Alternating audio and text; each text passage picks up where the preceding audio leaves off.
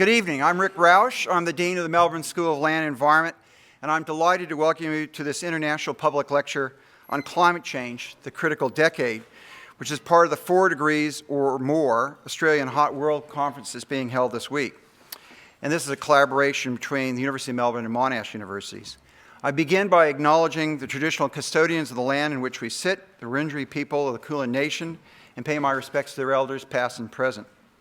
It's my pleasure to introduce Professor David Griggs, who will chair this evening. Professor Griggs has a distinguished record in work on climate change, including that in 1996 he was appointed head of the Intergovernmental Panel on Climate Change Scientific Assessment Unit. In 2001, he became Deputy Chief Scientist and Director of the Hadley Centre for Climate Change. And in September 2007, Professor Griggs moved to Australia to become Director of the Monash Sustainability Institute and is also CEO of Climate Works Australia at Monash. David.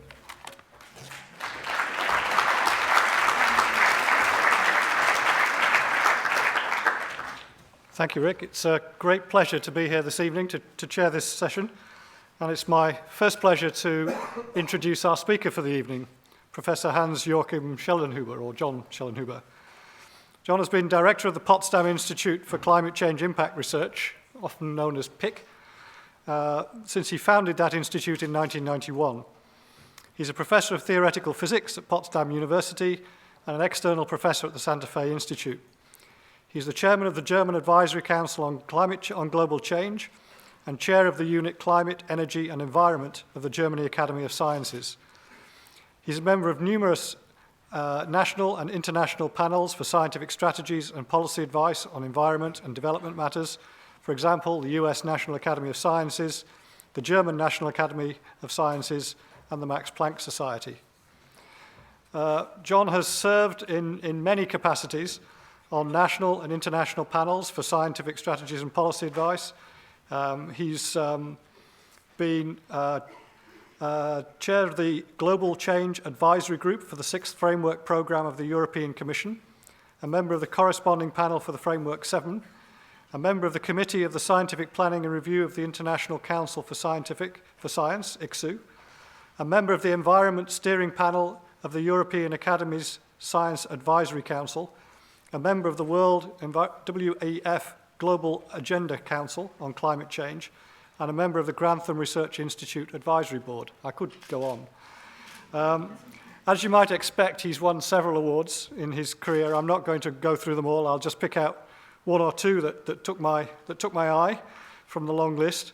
He was awarded the German Environmental Prize in 2007, the 2008 Order of Merit for the State of Brandenburg in 2008, and in 2004 he was awarded the Commander of the Order of the British Empire by Queen Elizabeth.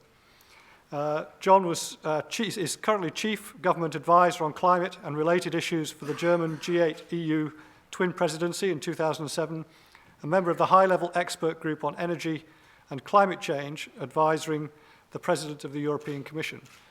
So as you can see, a very, very distinguished guest. I'm really looking forward to hearing what he has to say, and there'll be time for questions at the end. But now, just join me in welcoming Professor Joachim Schellnhuber.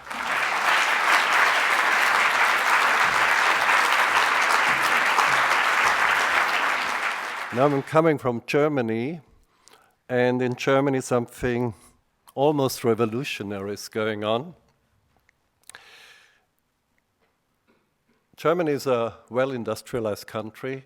It came out of the recession, the global financial crisis, much better than probably any other industrialized nation. So we have growth rates of 4% now, things like that, very strong in export. But after Fukushima happened, in Japan, by the way, Fukushima means island of fortune. After Fukushima happened, there has been a U-turn in public perception of nuclear energy. And Germany has decided to completely phase out nuclear power. We have 17 power plants by the year 2022, so in 11 years from now. And nevertheless, in spite of that, honoring our climate protection pledges, namely reducing CO2 emissions by 40%, by the year 2020 as compared to the 1990 levels. If you look at the Australian level of ambition right now, okay, you compare for yourself. But that means, and that is in the end the main message of my talk, we think in Germany right now it's possible to protect the climate, to contribute to climate protection, and at the same time phasing out nuclear, but it is going into an era which we might call the post-fossil nuclear era. And my introductory remarks are about industrial revolutions, actually. Yeah? So before I show you, as my colleague Malte Meinshausen did this afternoon, 160 slides. So be prepared, be brave. Hopefully I can reduce them to 16 or so, or even less. Will depend on your mood. Tell you a little bit about the Industrial Revolution in a sense. Now, I'm writing a book about the climate problem, but in a huge historical context right now. And I was asked by the major, most important German newspaper to write an essay. It was prompted by the Fukushima accident. And I started with a quote from Mahatma Gandhi. I saw that Mahatma Gandhi, there's a very nice citation here in the entrance hall I saw. Mahatma Gandhi was once asked by a British journalist, this man is on the right side, I guess.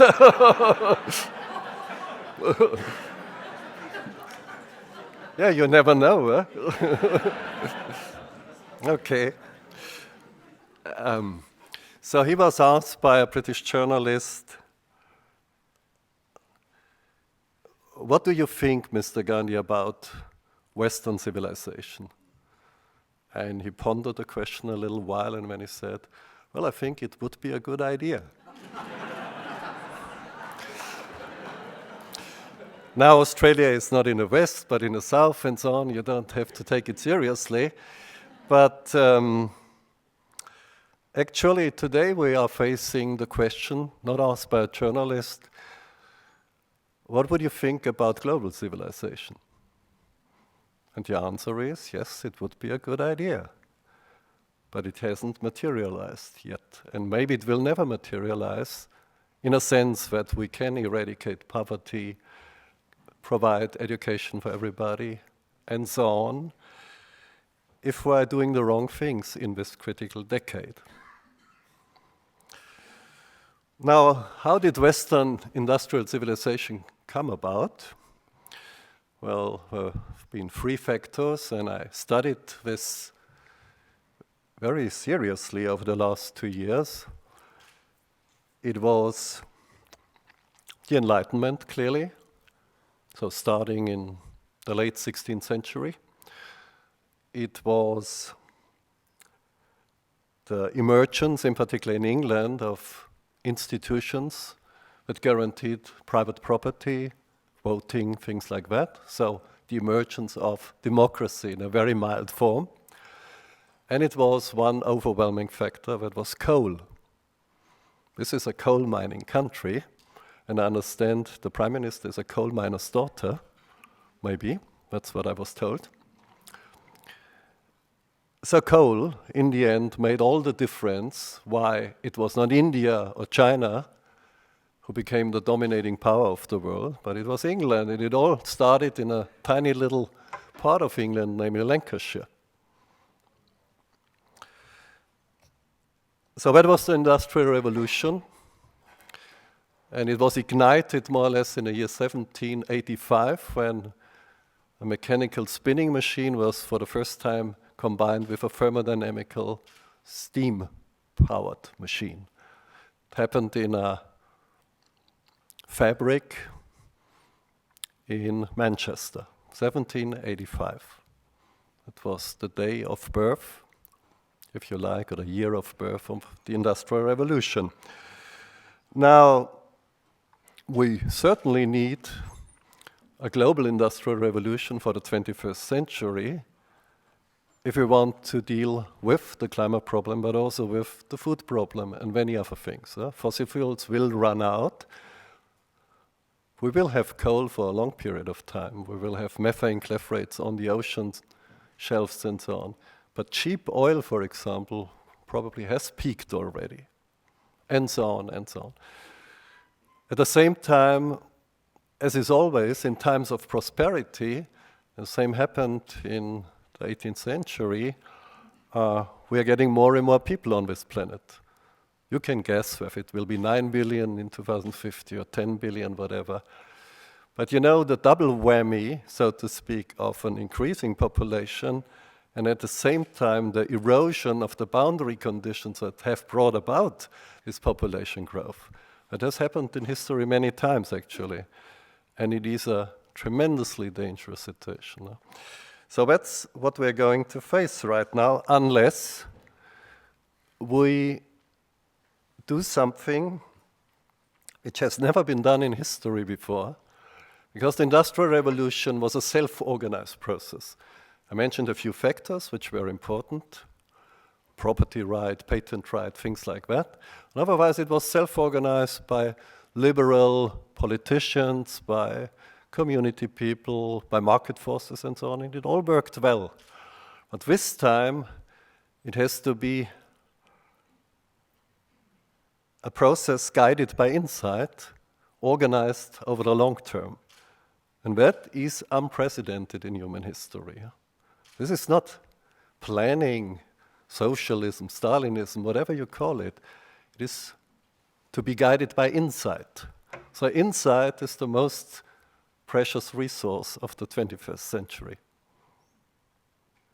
Being here at the foremost Australian university, I was told, probably there will be huge protests now, but according to certain rankings, I think it should go down well, but insight is so important.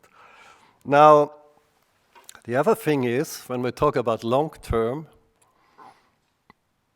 we should not just think about ourselves. Now, talking about planning, some of you may have heard the name Marx. But right? Marx. Groucho Marx. Was a great philosopher. And he once said, why should I care for future generations? What have they ever done for me? A wise man. So far for sustainability. Now the interesting thing really is that when I talked about democracy, for example, we need to transcend, if you like, democracy across time towards future generation. Because the people not born yet, or some already on this planet, but too young to be able to vote, they still need to have a vote in spite of that.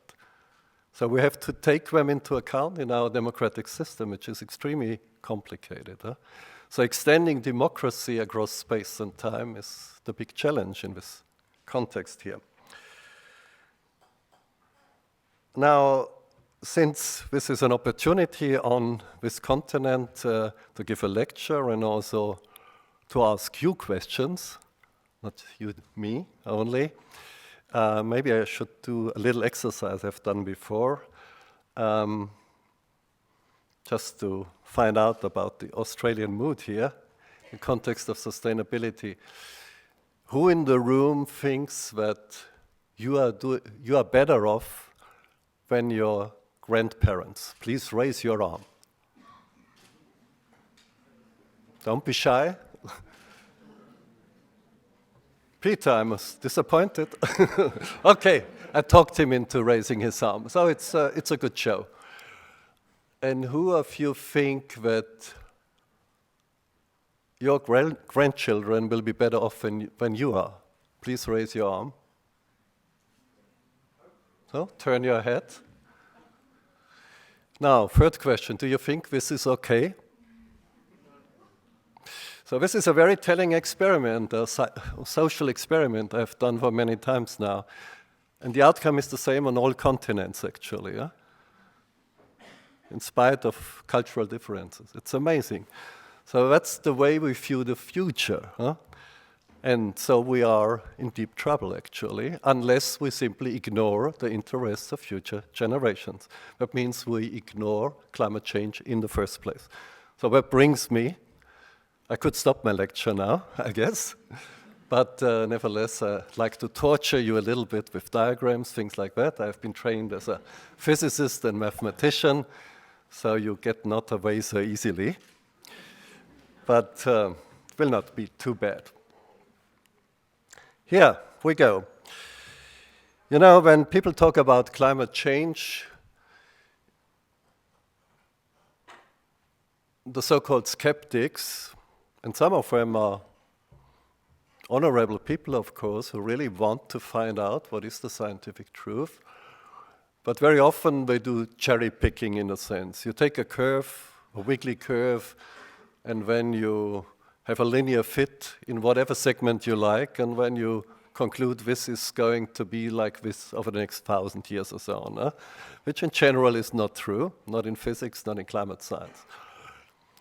What you should do, rather, is to look at mean values over long periods of time. I think this is a very compelling evidence provided by Columbia University, NASA, namely how have regional temperatures deviated from the long-term average over the last 4 decades. So if the color turns red or brown, it's getting warmer as compared to the long-term average. Otherwise, if it's going into the blue range, it means it's getting cooler. And so you see the planet is getting more red and finally more brown. So this is a clearly compelling evidence. It does not say anything about whether humankind, technology is involved in any of this. But I think it's a very important thing. If you now do the Wiggly line exercise, you know the black line is the global mean temperature since 1980. The gray range is the IPCC forecast. Actually, the black line is the ensemble average. I have to make it absolutely correct because Dave Griggs, I think you kicked off the ensemble project of the European Union. So the black is an ensemble average. And when we have the measurements, various data sets, Hadley and so on, and you see the line goes up and down. There are even discrepancies between the varying measuring devices and the data consolidation systems and so on. But what you see is that broadly the real development is in the range forecasted by the IPCC.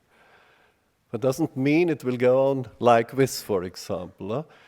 And I'd like to contrast it with this one here. This is the curve of global CO2 emissions.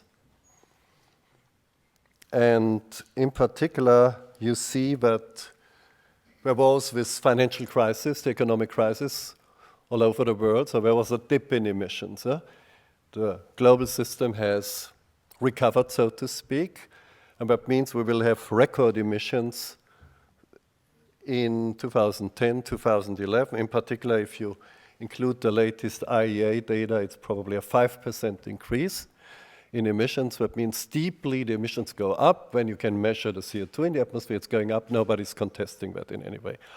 The point I'd like to make is that if you go back here, let me see. Of course, you might find here that there is a certain plateau in global mean temperature. 2010 was fairly hot again, but we had a very strong La Niña event, so this year it's going to be cooler again. Of course, you could argue, but we have reached a certain level, a certain pause in global warming, and then it will go up again. Again, only when we have the decadal temperatures, we can really make a useful assessment of that. But I should mention that this might have a certain logic Actually, after my lecture this afternoon, I was asked by somebody, how about volcanoes, you know? A volcano may erupt any time and may undo all type of CO2 emissions and so on. And that's true, clearly. Now, the biggest volcano currently on Earth is the Chinese industry, for many reasons, but you know, burning coal, whether it comes from Australia or whether it has a lower quality, is full of sulfur, in China without filtering system simply means that a lot of aerosols are put, in particular sulfur particles, are put into the atmosphere. This can create a temporary cooling effect, clearly. We don't know yet whether this is true. But my friend Ramanathan, who is an eminent climate scientist, has been one of the first working on global models, actually. He believes that we currently think we have a temperature increase on this planet of 0.8 degrees above 1900. So that's not significant, but you can already feel it. Ramanathan thinks that this is masked by the inertia of the ocean, that's one thing, but in particular by aerosols, by the air pollution, the ordinary air pollution, because that reflects sunlight back to outer space. And he thinks the true value, given the CO2 content of the atmosphere currently, is 2.4 degrees Celsius, not Fahrenheit, Celsius. It's only masked. If you lift the veil, if you lift the mask, then within years, months, temperature might catch up again. This has not been solved yet, but we have not really understood what aerosols are doing, but they play a role, and probably they are definitely on the cooling side. So this is one factor which is not a good reason for optimism. I have been involved in the climate negotiations as well, so I was a member of the German delegation in Copenhagen, which was a great experience, not so much for the planet. You know, it was the most chaotic event I ever attended. Has anybody been to Copenhagen here in the room? Oh, yeah, many. So you know, the Bella Center, you will recall, was built for 15,000 people, but 40,000 people were originally registered, so it couldn't work at all. Copenhagen created nevertheless something which you might think is a turning point in climate diplomacy, namely 2 degrees. A quantitative target for climate protection was acknowledged for the first time. And in Cancun the next year, we have more or less a formal agreement by 194 nations that humankind should try to limit global warming to less than 2 degrees centigrade above pre-industrial level. Now that is a very, very important thing because, as I can argue, 2 degrees is not a safe level. Below 2 degrees, probably the Great Barrier Reef will perish already. This is one of the most vulnerable ecosystems in the world. I guess Australians are fully aware of that. Not just because of warming, but because of ocean acidification.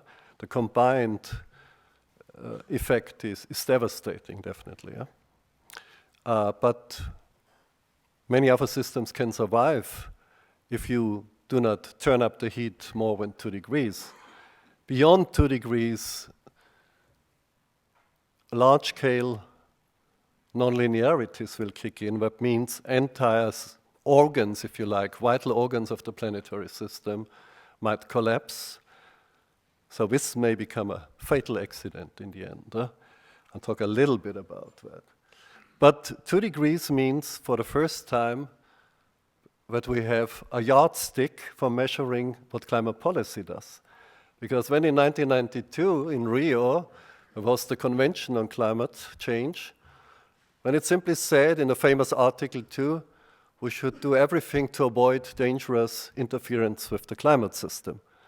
And everybody can define what dangerous means. And the Saudi Arabians, of course, thought it's dangerous to put any barriers to selling oil, which makes a lot of sense for them, actually. Yeah? I mean, I flew in, I should mention it, with Qatar Airlines. So I spent 7 lovely hours on Doha Airport, which is a city just put in the middle of the desert with skyscrapers, what have you. And they have the highest per capita income in the world. Simply, we are sitting on swampy ground where you can extract gas and oil and everything. Yeah? And you can buy everything in the world for extracting this.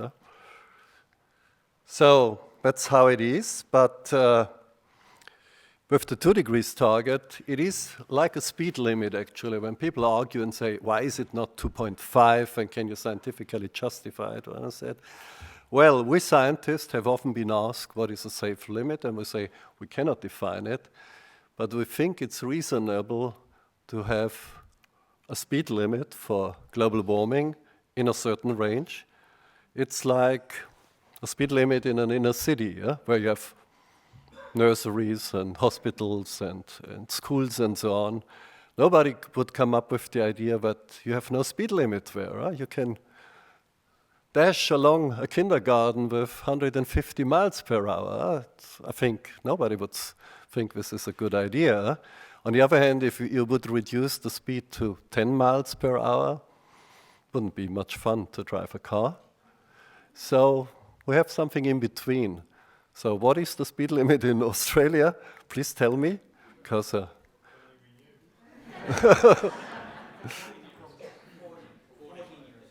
okay.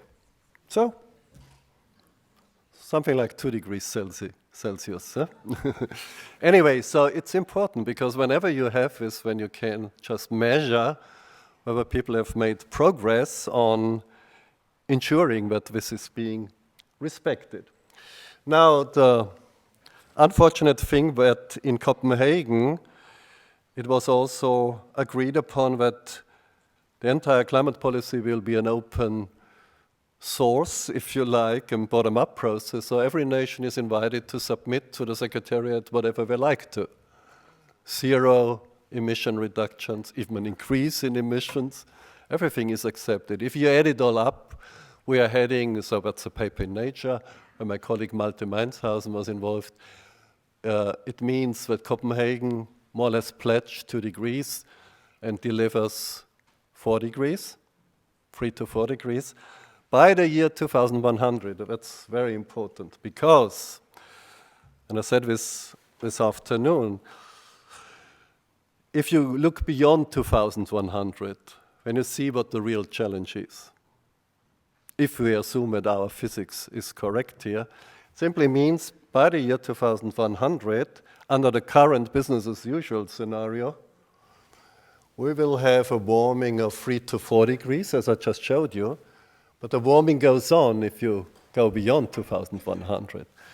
And if we run out of fossil fuels, which will happen at least on the cheaper side anyway, we might end up with a world which is 8 degrees warmer, and it will be so for thousands of years, because it takes 10,000 years or so on to remove 80% of the CO2 from the atmosphere, and part of it will linger on for even longer. The carbon cycle is extremely slow in this context. So it means we are creating a brave new world by doing this. And this is the fundamental choice we have, whether we follow the blue civilization path, if you like, or we follow the brave new world path. Well, of course, some will survive, in particular some microbes who are used to hot vents and things like that. Well, maybe even some cultures and so on. But it will certainly not support 10 billion people who can live in dignity. And that is the choice we have to make. I talked about 2 degrees already, and actually, I guess I skipped most of the things. I promised you 160 slides, so I'll go a little bit quicker. So, Why are we really concerned about global warming?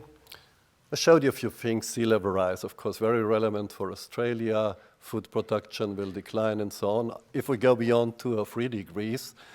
But what I am personally most concerned with, because I was trained in particular nonlinear dynamics, so complex systems theory, which is a fairly difficult field of research.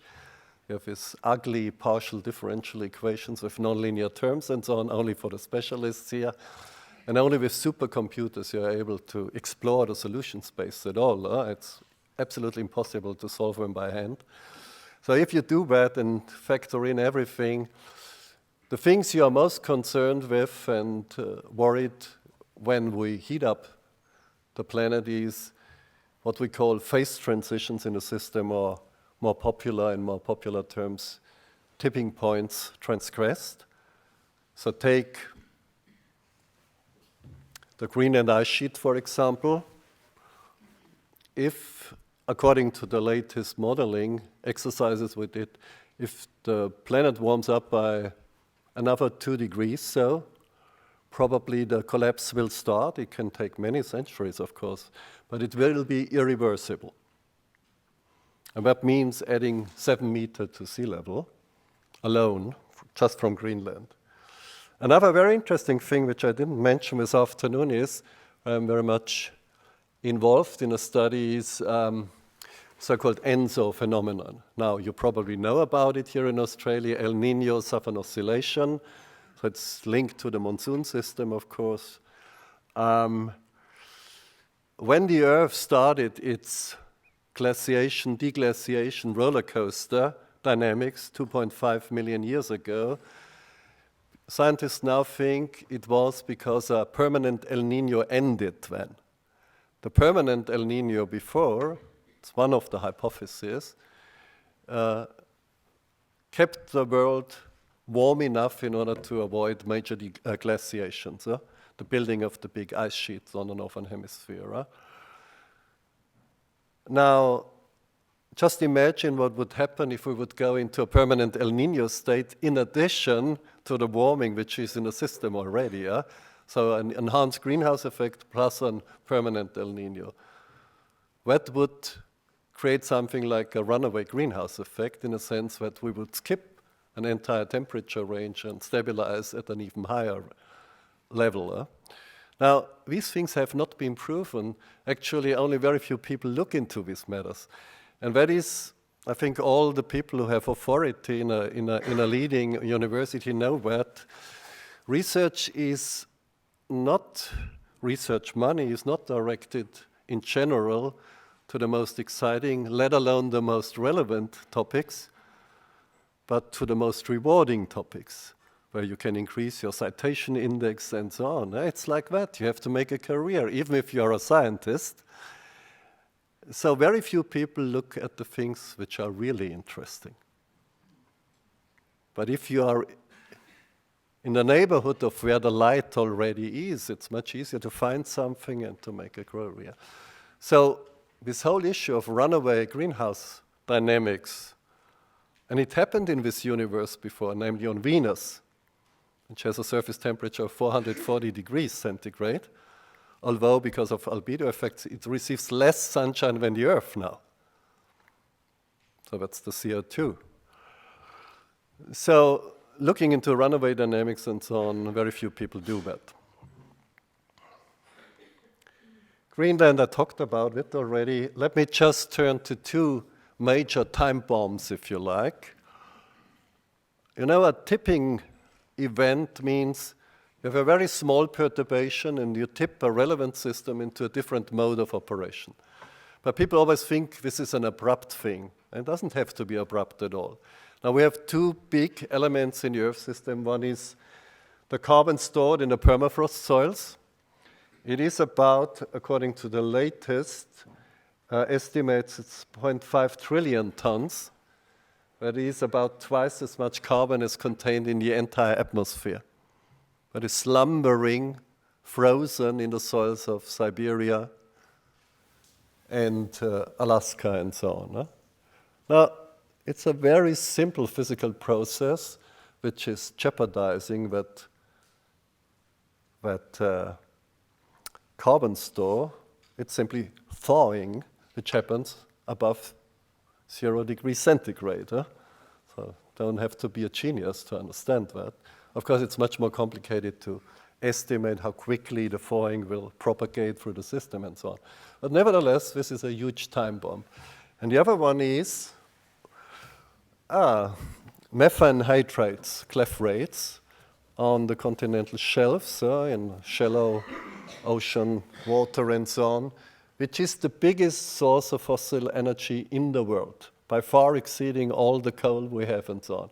If we could tap it in a reasonable way, there would be no energy problems whatsoever for humanity, of course, and if we would not burn it into releasing CO2 again, clearly. Methane emanations have happened in the Earth history and have probably caused major extinction events as well. Now, when I organized for the National Academy of Science of the US a special feature on tipping points in the Earth system and so on, I asked groups to submit a paper on methane hydrates and how they could be mobilized through global warming. And there was just one group in the world who dared to do a quantitative assessment, David Archer and colleagues. And what he found is, yes, it is a possibility, but it will be an extremely slow tipping point. That means you tip the system, you administer the right type of perturbation, but it will take 1,000 years until this reservoir will be emptied. But once you have started it, there's nothing to do against it. So can you imagine, you just tip the system, and then you have to watch for 1,000 years how it evaporates and adds 2 or 3 degrees warming on top of what we have already in store. Now, these are extremely exciting issues for a scientist. On the other hand, they are also deeply worrying. And there's almost no research done on that. And it's amazing. Maybe I should tell you also that, I have studied the history of the discovery of global warming also. Now, Svante Arrhenius, the Nobel laureate in chemistry from Sweden, before the end of the 19th century, published several papers with monumental calculations he did by hand on the greenhouse effect, and came up with almost the right range of warming if you double CO2 in the atmosphere. And when another colleague of his, a certain Ångström, not the famous Ångström, but his son, did just one lab experiment. I have to say, it was carried out by a German. I apologize for that, because it was probably the worst experiment ever done in the world.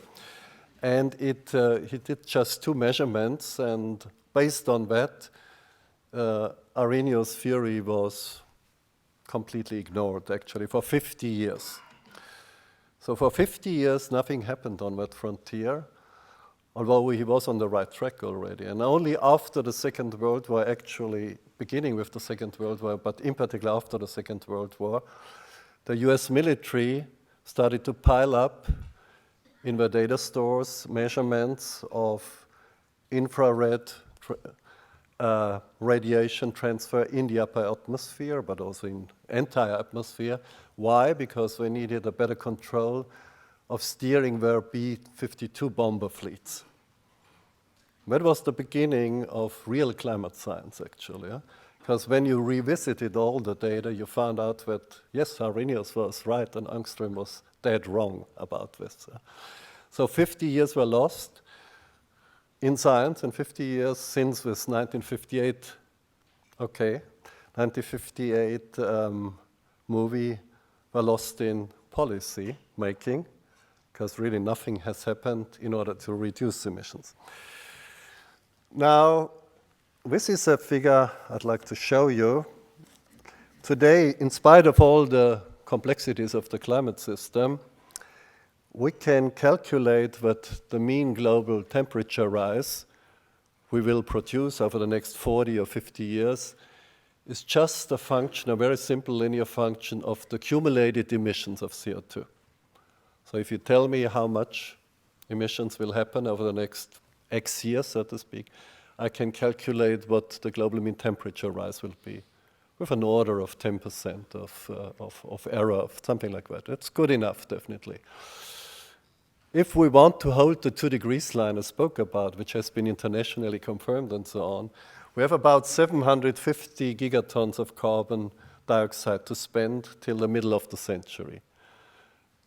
Every year we add more than 30, so you can calculate it would only work for another 20 years and so on.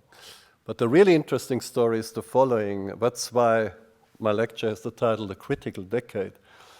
If we have 750 gigatons to spend in order to hold the 2 degrees line with a certain probability, not a good one, but at least an acceptable one, then we have to distribute that over time. So that's the one thing. So here are 3 scenarios how it could be spent. The area under the curve is always the same, the integral. And what you see in particular, if we wait till the year 2020 to peak global emissions, including China, India, everybody, we would have to reduce afterwards according to the red curve. That means 9% reduction per year. And we would have to phase out CO2 completely by 2040. Now this is all basic science. So there's no political row about it. The question is whether we want to do it or not. Okay, I go to the last section because, let me see. So you don't see, oh, by the way, I should show you this at least. Who are the biggest per capita polluters in the world? It's not Australia, it is Qatar. So talking about Doha Airport and so on, it's more than 40 tons CO2 per capita. It's also the richest country in the world per capita, so to speak. So there seems to be a link here. Anyway, so let me go to the last thing. So Peter Doherty is here, and I mentioned already this Nobel laureates meeting. We met in 2009, the invitation, and again, you know, the Queen of England had her hand in it. We met in St. James Palace. Prince Charles was organizing it, attended and so on. So clearly there is a conspiration here pointing to England. And at that time, actually 60 Nobel laureates, including the Dalai Lama, Mikhail Gorbachev and others have signed this declaration in a sense. We need something like, yes, first of all, we have to have a peak of global emissions by 2015. Seems completely out of reach, but that is what is inferred from the physics. We need a total carbon budget to consider. And of course, we need, in order to bring this about, a great transformation on industrial revolution, which is absolutely unprecedented. I will end with a little animation on this industrial revolution, so to speak. It goes like this. Okay, the world according to John Schellnhuber. Now, it's the world according to the economists, first of all. Now, if you talk to economists, they in general have this paradigm of convexity. Convexity means you have an overall cost function, you know. You have some space. This is maybe the share of fossil fuels in the energy mix. So you would be completely renewable here, and here you are completely fossil or whatever, or here. And this is a cost function simply, and you try to minimize the costs, of course. So the output is good standard of living, but at the lowest possible cost. That's the paradigm of the economist. And if the world is like this, there's just one global minimum here, and we sit in this global minimum. And if we want to move away from that, whether to the left or to the right, the forces of the market will drive us back to this global minimum. So everything is perfect. Now, if you factor in the so-called externalities, and many modern economists do that, so global warming is one of these external factors. So, if you unleash the forces and capacities of science, and I include, just for a minute, the economics in the sciences, then you do a recalculation. What are the real costs if you factor in future generation side effects, you know, respiratory diseases, and many other things of fossil fuel burning. So the costs go up, clearly. But the really interesting thing is that science tells you there is an alternative to that. So we have our radar waves, so to speak, and we find that at least we have a multi-equilibrium landscape. This is actually, if you go towards renewables and energy efficiency, there's a much deeper minimum, a real global optimum there. And every potential analysis tells you it is like that. Just think of Australia. You're sitting in a deep, deep fossil hole. As the Americans say, if you are in a deep hole, stop digging. But of course, you want to go on with digging, and many jobs depend on that. It's fully understandable, clearly. But the alternative would be to use all types of technology, innovation, investment, and so on, to move into a renewable Australia. Of course, it could be a contribution to saving the climate, but it would in particular save your competitiveness over the centuries to come. It would be a sustainable solution. And you have so much sunshine. I mean, in Germany, we set up all these solar panels where the sun is shining maybe only 100 days a year and so on. Nevertheless, it works. You can use diffusive light and so on. With ingenuity of engineers and so on, you can do it. But for Australia, it would be a very simple option, actually. But you have to have a lot of upfront investments. And in particular, there is a hill, some people say even a mountain range, separating the local optimum we are sitting in, I'm almost done, from the global optimum here. So how do we get across that hill? Now, the current policy in general works because you have so many lobbyists, of course, and again, it's absolutely human. You're making a living, you would like to be even better off. So the current system works in a sense that you deepen the hole by subsidies, for example, for fossil fuels.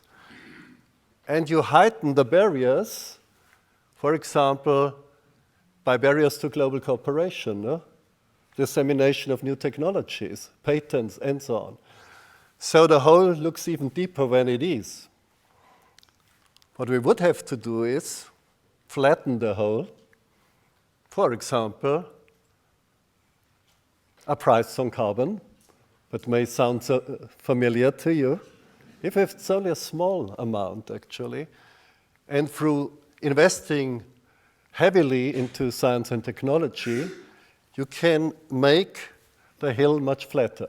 And when you only need Brownian motion, so to speak, you need a haphazard event like Fukushima or whatever, and when this is, oh, sorry.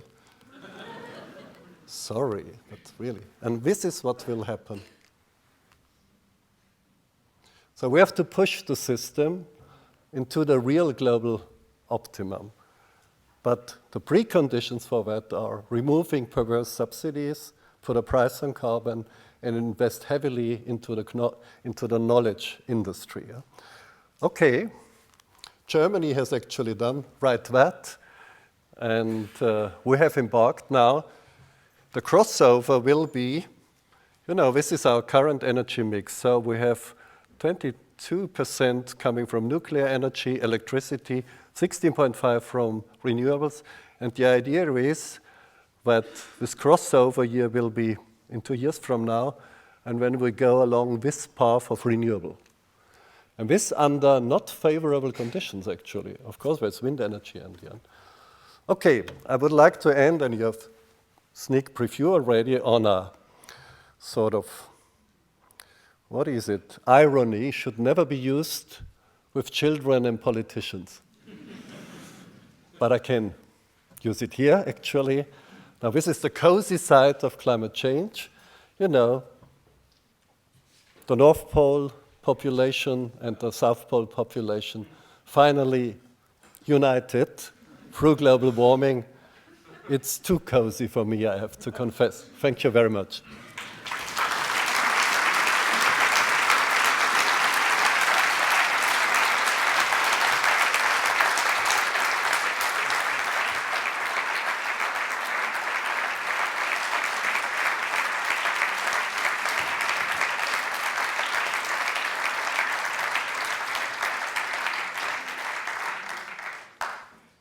was such an enlightening talk. Given our late start, I beg the audience's indulgence to have some questions, perhaps 10 minutes of questions at the end.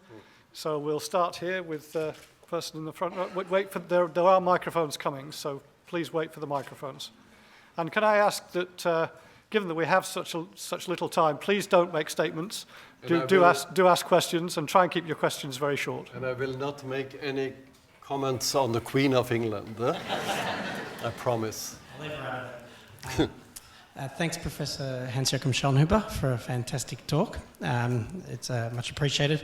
I'm wondering, given the situation in Australia, there seems to be a move, an agenda to move Australia from coal to gas, and by building 60 years of gas infrastructure and then to renewables. Is there time for us to build an entire gas fossil fuel infrastructure on the way to building a renewable energy future?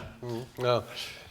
That's a very important question, actually, because in Germany right now, we are pondering that question, what role natural gas might play in the transition period, so to speak. Because the idea before Fukushima was always, well, nuclear energy will be the bridge towards the renewables, so the bridge will hold for 20 years and so on, and then we will all be fine. And now this bridge has been burnt, more or less. And so, of course, natural gas can be factored in. We did some calculations on that. If you use the highest level of efficiency, very modern systems, natural gas would reduce your CO2 emissions by about 50% as compared to lignite and so on, or even more. So yes, it can be factored in if it's seen as a transition thing. But I should say also, and that is something which is still hotly debated in Germany, I think it was an issue here, but not so much, is the only way to use fossil fuels over the decades to come would be if you combine it with carbon capture and storage, which is very unpopular, no, because you put something underground, it may come back, but otherwise you put it directly into the atmosphere, which is not much better, I guess, or even worse. So if you would use natural gas-fired power stations, and you would hopefully combine it with carbon capture and sequestration, that would be the best option of all, actually. But the interesting thing is that with new techniques of drilling and so on, which can be very environmental damaging, of course, but the whole thing has just started. You have plentiful of natural gas in many countries, so they even start drilling again in Germany. So it's an interesting option, but in the long run, I would say we probably cannot solve the climate problem nowhere in the world if we have not one way, do not find a large-scale scheme to sequester carbon from emissions, but probably even from the atmosphere right now. Negative emissions, so to speak. And I think CCS would be a good laboratory for exploring that. I mean, my favorite option would be you go to large amounts of biomass energy, so to speak, reforestation of degraded land. You use the biomass, which is also a storage medium for energy. That's the major advantage of biomass, of course. Take the energy out, you sequester the carbon, you can even fertilize fields with it. And that would create, in addition to having energy, it would create a huge carbon sink on this planet. And so biosequestration in the end, and gas. I gave you many answers you didn't ask for, but... So do you have no optimism that renewable energy can do the job? Do you have no biomass would be a renewable energy, clearly. I mean, this is carbon neutral completely. I think that renewable energies, after a few decades in some countries who are willing to embark on that road, will do the job. But I think that natural gas is the best transition option, and if you combine it with CCS, it's even carbon neutral. Okay, more questions? There's a question here on the side here, and then there's one right up on the back row we'll go to next. Right up on the back row on the left we'll go next, but we'll start down here.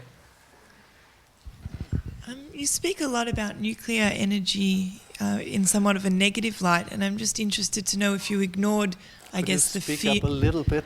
If you ignored the fear of nuclear warfare, I'm interested to know what your thoughts are on nuclear energy in terms of a more environmental solution. Okay. I mean, you give me another hour? I mean, the nuclear problem is manifold, clearly. I think in the end, what will kill the nuclear industry everywhere in the world is simply the economic costs. Because if you look at what it really costs to set up a power plant, if you would factor in insurance, rebuilding it, dismantling it, storing and so on, if you would internalize all the externalities, it's just too expensive. On top of that, you have proliferation and so on. But you're right. I mean, we have still, I don't know, 10,000 nuclear warheads slumbering somewhere. 22,300 in the world. Okay, thank you very much. Yeah, so I try to be conservative here. And this is a shame, clearly, because it's true. You run with sort of nuclear reactors for producing energy, and you do everything that they will not explode. And you have these huge stockpiles of nuclear arms, which are meant to explode, of course. So it's completely crazy. We just have forgotten about it since the Cold War came to an end and the Berlin Wall came down. Yeah, it is a big problem. Actually, we did a study recently at the Pontifical Academy about the nuclear winter caused by an exchange of weapons, you know, if it would have happened in the Cold War, turned into a hot war. And yeah, it has a huge impact on the climate as well. But probably there wouldn't be many around to enjoy the new climate. Okay, right up in the back corner. And then we'll come down to halfway down on this side. Thanks, Hans. Dr. Schellnhuber. I was wondering if you could perhaps go back to a couple of slides that you skipped and talk about them a bit more. They're the ones that you've got the budgets for the different countries, which changes quite a bit depending on the level of per capita emissions. Yeah, let me see. I guess how that relates to Australia and perhaps with the previous question about how moving to low fuels versus zero emission fuels would affect a country like Australia. So I think the next slide where you showed a 10-year decarbonisation timeline for the USA, which would be similar for a country like you're Australia. right. Very smart, thank you, because I was just wondering, Australia is not on the chart, but Australia is very similar to the US, as you can see. You're competing for rank number 8 or 7 in the world with the US, and that means, yes, what would be the decarbonization trajectory for Australia if we want to hold the 2 degrees line, and that has been decided by the United Nations, so it must be true.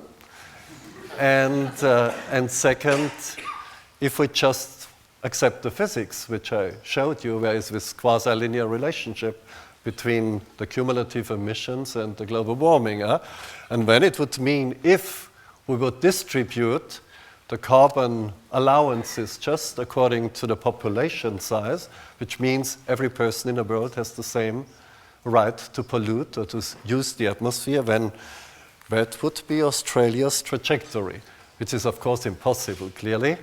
So that's why, and that is important, so thanks for prompting this answer. We think that countries can go ahead on a national basis when it comes to innovation, new technology, energy efficiency. But the remaining carbon budget has to be spent globally, clearly. Without a global agreement, it's impossible. So what would mean there are many countries in the world, like here, India. India has a population of 1.2 billion. Minister Ramesh told me we expect to end with 1.6 billion in 20 years from now. Not necessarily end, we will reach 1.6 billion. So we, in a sense, have plenty of carbon space left. and we could just sell it to a country like Australia. And yeah, that sounds, I don't know, but you know, the industrialized countries, I talked about coal and the Industrial Revolution, have polluted the atmosphere for free for many, many years. Why not being at least equitable in the future? The Brazilians would tell you, you have to take into account even the historical emissions. Huh? Now, this is certainly not politically feasible. But creating a global carbon market where you can sort of soften some of the hardships which would come along with that scheme, I think that's perfectly sensible. And actually, if you calculate what it would mean, it's just a transfer of about $100 billion, US dollars in this case, per year from north to south. And that is not much if you divide it by the GDP and so on. Huh? So, yes, the problem can be solved, but it's not a free lunch. And I understand, not even in Australia, there is a free lunch. Or perhaps there is. We're going to have to make this next question the last question because we're already 10 minutes over time. I had one question, I now have two as a result of that. Very quickly, is the per capita average, global average, got to come down to about 2 or 3? Is that your understanding? Yeah. No. Actually, it's interesting. We have to, the average by 2050 has to be around 2 tons of CO2. But if you integrate over time, the average it's about 2.8 or something. So that is the yardstick for everybody in a sense. So China is already beyond that. But India is below that.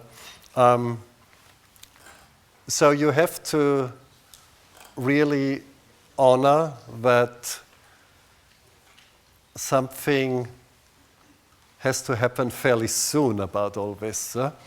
And Chancellor Merkel, so our prime minister, if you like, she's a physicist by training. I have the pleasure of advising her on some issues. She even understands what a PDF is, probability density function and so on. Oh, that helps, as you can imagine. She has just renewed this thing, so your question is very appropriate. There was an intermediate climate summit in Berlin just the other week, last week actually, where 30 or something environment ministers came, and she gave a speech where she said, yes, 2 degrees. It has to be considered as a global budget, and by 2050 we all have to converge to 2 tons per capita, more or less. Whether this will ever come true, I don't know, but it's the yardstick. And if you ignore the physics, if you ignore equity, if you ignore all principles of fairness, then of course we can forget about all this and just go home and pollute as we did before. But if we face the truth of natural sciences and we think if there is a global solution, it should be equitable in some way, fair according to certain standards, when this is the way forward. I apologize for that. I think that's an excellent place to call a halt to proceedings.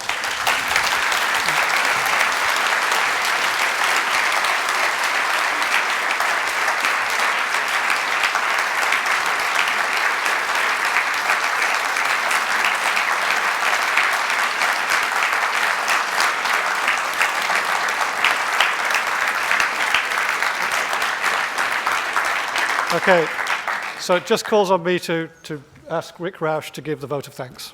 Oh, Don't go away. Don't go away. Actually, Professor, one of my favorite philosophers is Groucho Marx is one of my favorite philosophers. And one of the other things he said is he'd never join a club that would have him as a member. Oh, right. But I think tonight, Professor Schellnhuber has illustrated that there is a club that we'd all like to be members of, and that's one that looks at a rational discourse about the kinds of data that you've presented. And the other thing I want to comment on is Professor Schellnhuber mentioned that he won't be able to stay very long in Australia, so it's appropriate that we give him a symbolic taste of Australia. And the organizers wouldn't have known this, but this is a particularly good symbol because, as my colleague Snow Barlow's observed, there are very few, if any, skeptics about climate change in the wine industry because they can all see their harvest dates moving inexorably earlier and earlier. So with that, I'd like to offer you a little bit of taste for Australia. I'm sure you'll be able to. It's a Taltarni Pyrenees Victoria Shiraz 2007. Is Good it drop. good? Is it good? Yeah, it's a good drop. Okay. Thank you very much.